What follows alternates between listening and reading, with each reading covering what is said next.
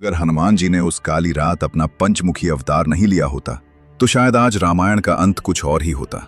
लंका का युद्ध अपने सबसे खतरनाक मोड़ पर पहुंच चुका था। रावण की हर चाल नाकाम हो रही थी। तब उसने अपनी आखिरी उम्मीद को बुलाया, पाताल लोक का मायावी सम्राट ऐरावण।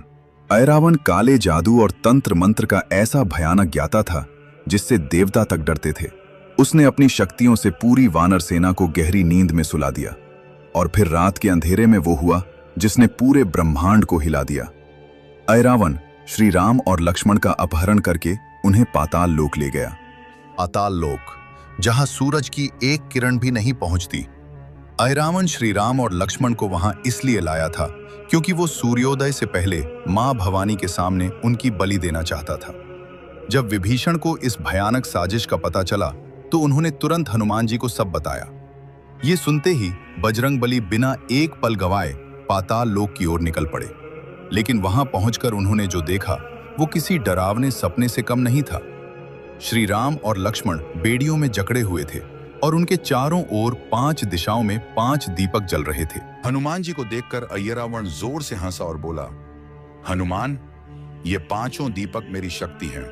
जब तक ये 5 एक साथ नहीं बुझेंगे तब तक काल भी मेरा कुछ नहीं बिगाड़ सकता। उसने घमंड से कहा, दुनिया का कोई भी प्राणी एक साथ 5 दिशाओं में फूंक नहीं मार सकता।